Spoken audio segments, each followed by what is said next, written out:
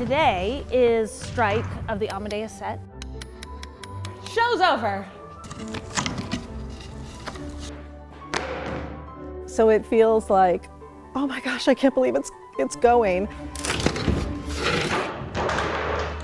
What I wish people really understood when they're sitting in their seats and watching a performance is everything that led up to that performance.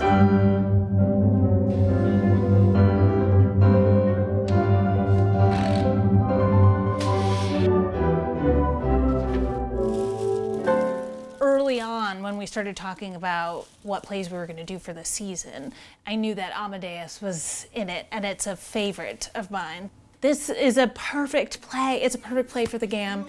Fellow, what horrors have you heard? Tell us at once. What does he cry? What does he cry? What does he cry? Mozart! In general, set design is the stage and all of the fixings that come with that. Set designer will come in and they limit the space and therefore expand that space for you, right? They kind of create the environment in which the story can kind of unfold. I was constantly turned to the ceilings of the palace, in particular the palace chapel, which has this most gorgeous ceiling right here, and then it's lit up. And it felt like, well, why don't we put that in the Gamm?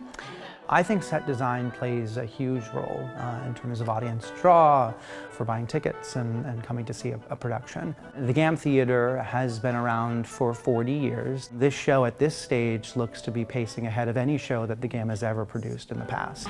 I present to you, for one performance only, my last composition entitled The Death of Mozart, or Did I Do It? I start by reading the script many, many times. And then I do, in fact, go from my brain to this. And I'm lucky enough to be designing for a space that's kind of my home, because the Gamm Theatre is my home. I immediately look to architecture. My background is in architecture, and so those tend to be my reference points.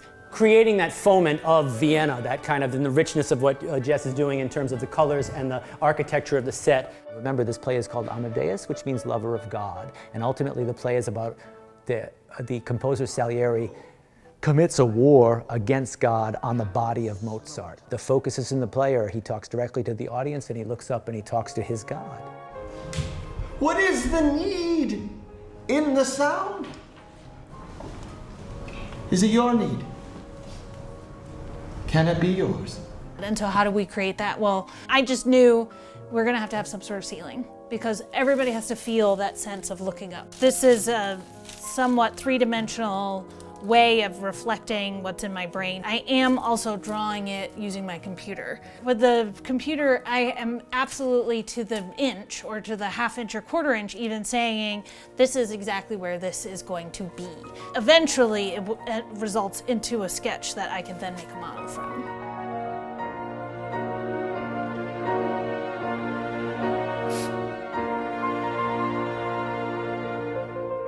This is what people are gonna walk on, and this is what people are gonna see. I mean, people are gonna walk into the Gamm as an audience member, and I'm saying to them, you need to believe that this is the 1790s in Vienna. And they do.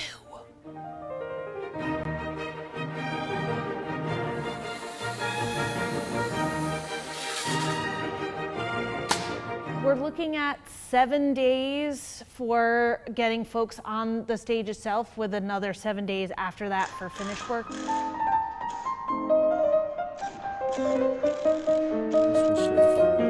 So let's build one. Tomorrow we'll start building the template for the large ceiling. So that's what Michael and I will work on this afternoon.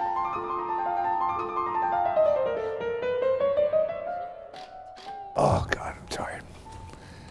A lot of people don't even understand that there's so many people behind the scenes doing what they do. You know, they think of the people that they see on stage, but of course there's a huge support staff.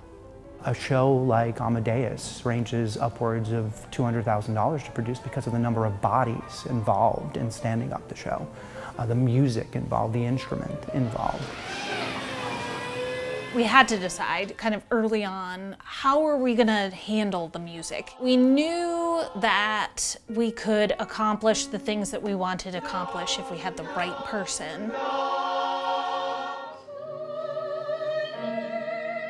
Judith Stillman is brilliant, and when we were able to bring her onto the process and say, okay, she's going to play through every show, we need a piano, that's when we were like, okay, now we have to have a piano.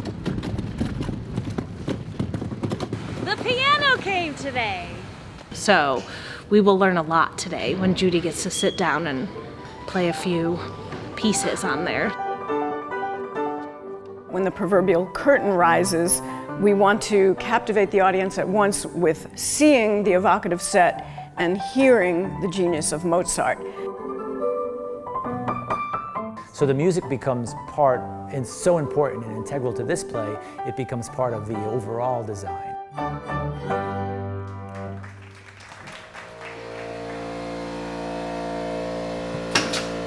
There is a, I don't know what it is, 42-foot ceiling piece that has to be built and hoisted and hang in the air.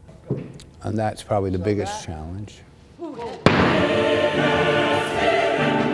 Yeah, that ceiling is huge. That ceiling took us 2 days to get up and safe to occupy under. Having it maintain its own structural integrity was a lesson.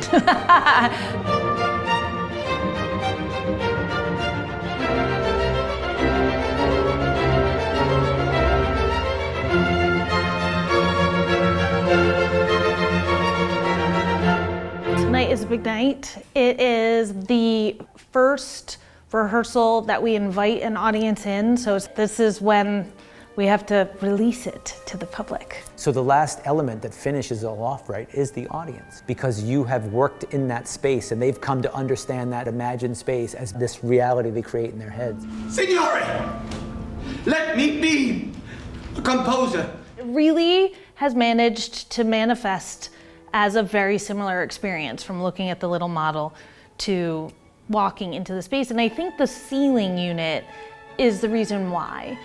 All the work and all of the stuff that has come along, including the solving the problems, that is fulfilling. And then most importantly, it really serves the play.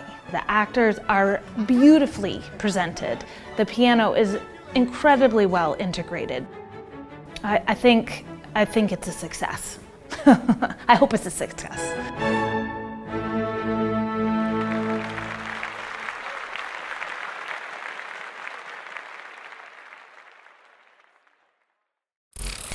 If you want to know what's going on,